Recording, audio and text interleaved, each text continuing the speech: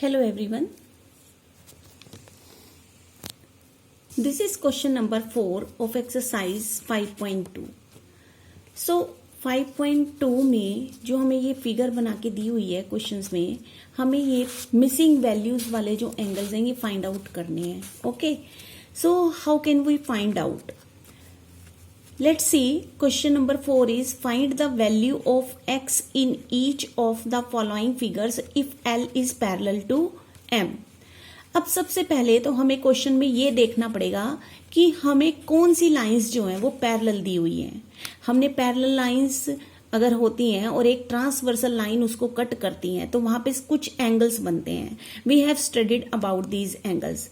They are corresponding angles, interior, alternate interior angles, alternate exterior angles, और the sum of interior angles is equal to 180 degree. ये हमने study किया है. Okay, so let's सी. अब देखो ये लाइन है हमारी L और ये लाइन है M, and these two lines are parallel to each other. Okay, अब हमें जो फिगर बना के दी है उसमें ये एंगल लिखा हुआ है 110 डिग्री का और यहाँ पे x की वैल्यू हमें फाइंड आउट करनी है. ओके, सो अगर हम एंगल्स को देखें पैरेलल लाइन वाले तो यहाँ पे इनमें कोई भी एंगल जो है बन नहीं रहा, ना तो करस्पॉन्डिंग बन रहे हैं, ना ऑल्टरनेट इंटीरियर, ना ऑल्टरनेट एक्सटीरियर.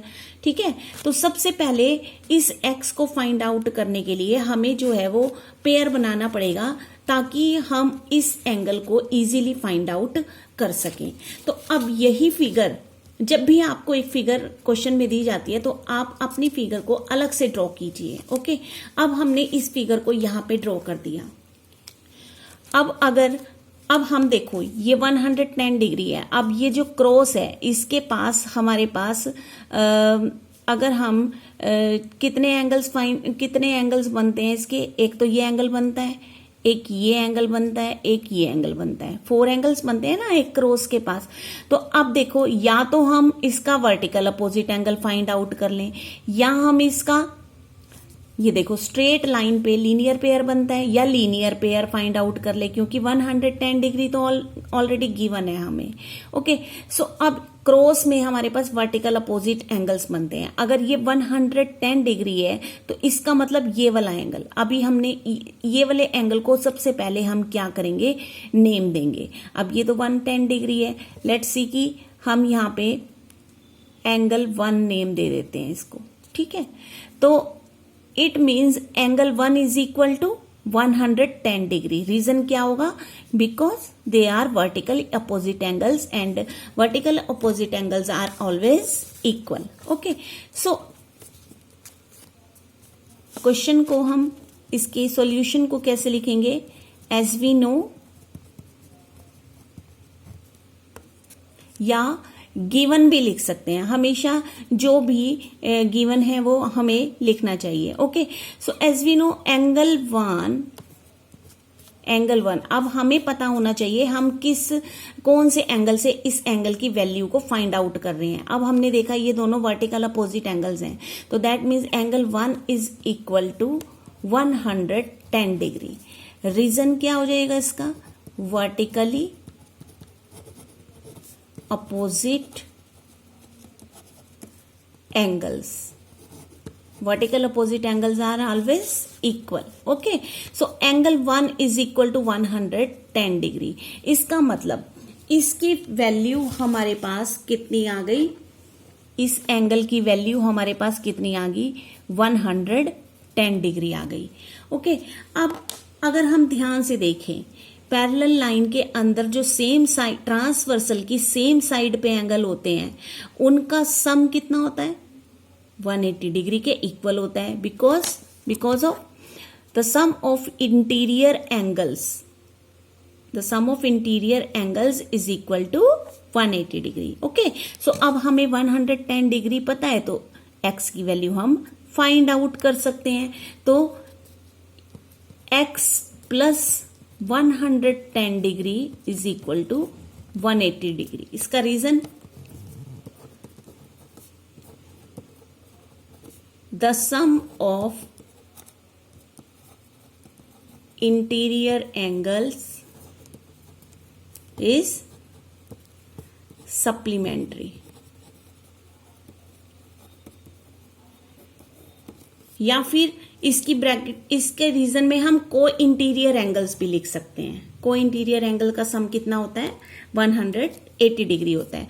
तो अब x की वैल्यू फाइंड आउट करने के लिए 180 डिग्री में से माइनस कर देंगे, क्योंकि प्लस 110 डिग्री हम इधर से ट्रांसपोज करके इधर लेके आएंगे, तो change the sign and 110 degree. तो x में से माइनस किया तो ये कितना आ गया? 70 डिग्री। दैट मीन्स हमारे पास x की वैल्यू कितनी आ गई? 70 डिग्री आ गई। ओके, यही हमें फाइंड आउट करनी थी। तो सबसे पहले तो हमें पेयर बनाना पड़ता है कि हमें जो भी गिवन एंगल होगा उसको हम देखेंगे कि उस एंगल से हमें कैसे उस मिसिंग वैल्यू को फाइंड आउट करना है। अब अगर हम इसके सेकंड पार्ट को देखते हैं तो सेकंड पार्ट की फिगर कुछ ऐसे दी हुई है, ठीक है।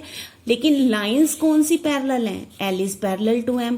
लेकिन यहाँ पे ये जो लाइन आपको नजर आ रही है ये A और B लाइंस हैं। L और M कौन सी हैं? L ये है, M ये है। अब आप जब L M ये लाइंस हैं तो ट्रांसवर्सल हमें ये वाली देखनी होगी। तो इसके लिए हम क्या करेंगे? जो भी हमारी ये लेट्स सपोज कि मैंने फिगर यहाँ पे बना ली, ठीक है। अब मुझे इसमें L is parallel to M ये चीज देखनी है, तो मैं इसको ऐसे मूव कर लूंगी अपने पेज को। अब मेरे पास हो गई ये L is parallel to M, यानी ये वाली लाइन इस लाइन की पैरेलल लाइंस है। और पैरेलल लाइन में वही हमारे पास पेयर्स बनते हैं कॉरेस्पॉन्डिंग एंगल्स के, ऑल्टरनेट इंटीरियर के, ऑल्टरनेट एक्सटीरियर के, को इंटीरियर एंगल्स के, ये एंगल्स बनते हैं ना हमारे पास। तो अब देखो, अब हमारे पास यहाँ पे कुछ एंगल्स दिए हुए हैं क्योंकि हमारी लाइंस ये पैरेलल लाइंस हैं। तो अगर हम ये वाली ट्रांसवर्सल लाइन पे हमें एंगल 80 डिग्री का दिया हुआ है और इस पे हमें यहाँ पे ये वाले में 100 डिग्री और x दिया हुआ है, तो हमें निकालनी है वैल्यू ऑफ x। अब देखो यहाँ पे हमें अगर ये लाइंस पैरेलल है ना तो यहाँ से हमें सीधा ही पता चल रहा है। अब ये वाला और ये वाला इस ट्रांसवर्सल लाइन पे ये कौन सा पेयर है? ये करस्पॉन्डिंग एंगल्स का पेयर है, क्योंकि करस्पॉन्डिंग एंगल्स कौन से होते हैं? जो ट्रांसवर्सल की सेम साइड पे होते हैं और सेम पोजीशन पे होते हैं। यानी कि देखो ये पैरेलल लाइन के बाहर है और ये भी पैरेलल लाइन के बाहर है, तो दैट मीन्स, और इसे ऐसे भी कह सकते हैं कि ये बाहर का एंगल एक अंदर का एंगल, जो पेयर होता है उसका वो करस्पॉन्डिंग एंगल्स होता है। तो हमें तो x की वैल्यू फाइंड आउट करनी है, तो करस्पॉन्डिंग एंगल्स हमेशा इक्वल होते हैं। तो इसका मतलब x की वैल्यू हमारे पास कितनी आ जाएगी? 100 degree. So let's see, as we no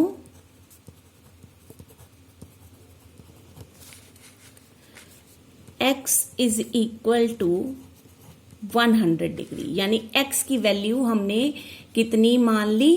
100 degree मान ली। लेकिन रीजन क्या देंगे इसका? Because of corresponding angles. इसका रीजन हमने क्या दे दिया? Corresponding angles. ओके, सो इस तरीके से हमने ये x की वैल्यू जो है फाइंड आउट कर दी। Okay, so this was your question number 4 of exercise 5.2। मिलते हैं फिर नेक्स्ट वीडियो में। Thanks for watching.